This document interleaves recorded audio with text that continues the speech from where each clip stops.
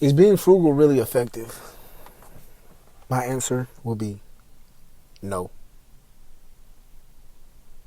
Being money conscious is effective, but being frugal in the sense of saving every penny, not getting that cup of coffee so you can save $3 a day, which would be $21 a week, $80 a month. Is that really the way to live? Does that lead to abundance? Is that really what we should be doing? My answer has always been no. I've always been against that type of living. I've always been against, trying to save money here, penny pinch here, penny pinch there. I've always been against that. Now, I understand if you have goals and things of that sort, yeah, it's part of your plan. Cool. But as far as like a means or a way of living in order to survive, I think you're doing yourself a disservice. Because energetically, how I see it is that it's like you're living in a scarcity mindset, that there's not enough, or that you will never be abundant in the future, or you'll never make it in the future, so you have to save everything now. You have to be very cautious now. And to me, I just always thought that was energetically and vibrationally just low. Like, even thinking about it, like when you save money, are you like saving money because you want to go to an event? Then you feel good when you save that money. You feel good when you're money conscious. But when you save it because, or you're super frugal because, that's the way life is dealt you, it don't feel too good. Now, I understand, get it how you live it. Of course, I understand that.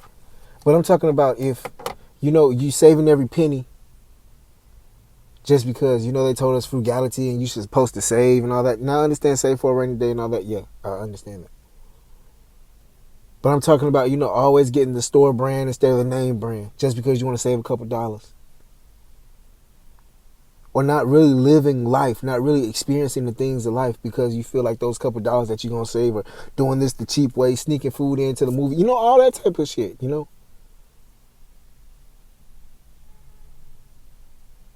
Is that really the way to live? I remember when I was in like middle school, I used to buy fake shoes from the flea market. Everybody used to buy fake shoes from the flea market. I used to buy fake forces and shit. No cap. I used to buy real ones, but I used to buy fake ones too. This is real shit. And I stopped buying fake shoes.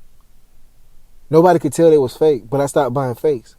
Why? Because energetically, I did not feel good when I put them on. I did not feel good at all. I didn't feel good buying them. I didn't feel good putting them on. I didn't feel good wearing them. Just energetically, I felt fucked up. I did not feel good. I didn't like it. And I stopped ever since then. You energetically feel good when you go buy the real shoes and you put them on and you feel good. You feel good when you go spend that extra money for that meal and you enjoy it and you savor it. You feel good when you're eating the real Captain Crunch instead of the Captain Crunch at the bag. The store brand one. You know what I'm talking about? Is it really worth being super, super frugal? You know what I'm saying? Because the way I see it too is like you sacrifice every day going to work, come home, barely have any time to just enjoy yourself, and then you got to cut corners of what you can enjoy in life. And, you cut corners on that. So now it's like, damn, what little piece of life do you have to enjoy? None. And I feel like that's why everybody's just so crazy. Well, not crazy, but everybody's just so stressed out. Because it's like they're cutting corners all on life just to survive instead of just saying, you know what? I'm going to just live.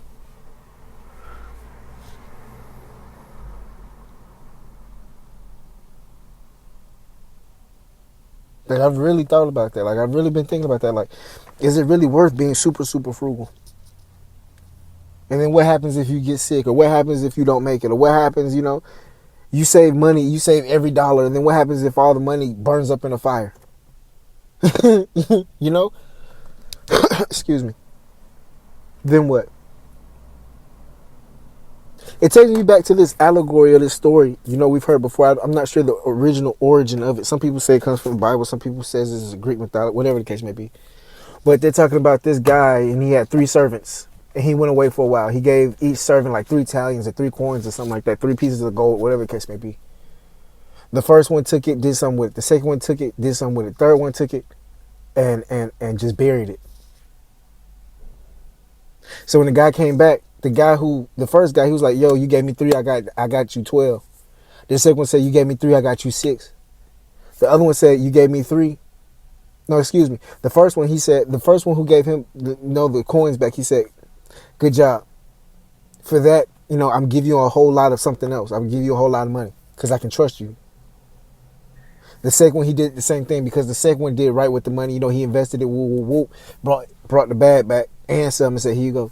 The third guy took the money and buried it. He was frugal. He was scared. He took it, he buried it. So when the guy came back, the king came back, he asked for the money. He had exactly the 3 coins that the king gave him. And he said, I'm not going to give you any extra. I don't trust you. Because you came back with the same thing I gave you. You didn't have any faith. And the guy said, I was scared. I didn't know if you were going to come back. I was scared. So that's the same way that I see life. It's the same way that I see life. Is if you tackle it in an abundant mindset, you tackle it knowing you're going to make it. You tackle it knowing that you're going to be abundant and everything's going to work out. And you don't cut corners. You don't do this. You don't do that. You know what I'm saying? You really live. You really enjoy. Within your means, of course. But you really live. You really enjoy. You don't be so scarce that it lowers your vibration. I really believe if you live in that high vibration and you believe, the universe will come through and give you more on top of that. But if you live in a scarce mindset, that's all you will receive is scarcity, frugality. That's all you receive as long as you stay in that vibration.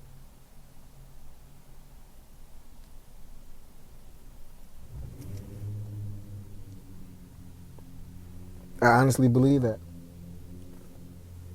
It's this guy named Dan Pena. He's like a Latin businessman.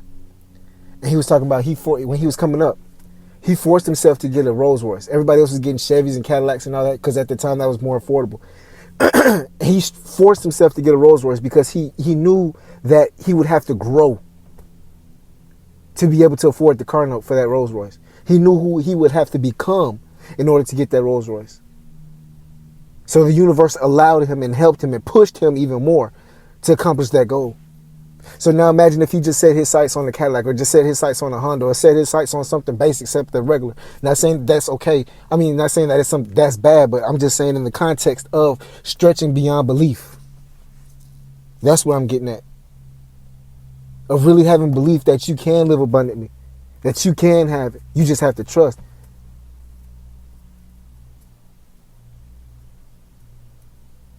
Faith when the evidence is not seen. That's what faith. You got faith in God, you can't see. But you feel, you see, you see the actions. So I believe it's the same thing when you go out there and you and you believe and you put your trust in and you raise your vibration and you live in that vibration, everything else around you has to, equal that same vibration. Point blank period, I believe it has to.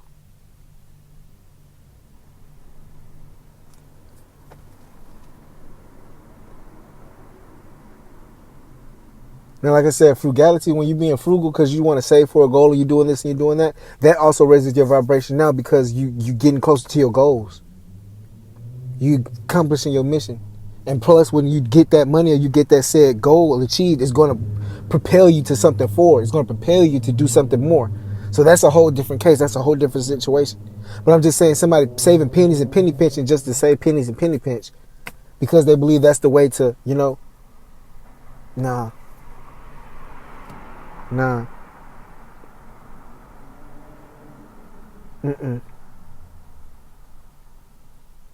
Think about it. You want to get the beef plate, but you get the chicken plate because it's $3 cheaper.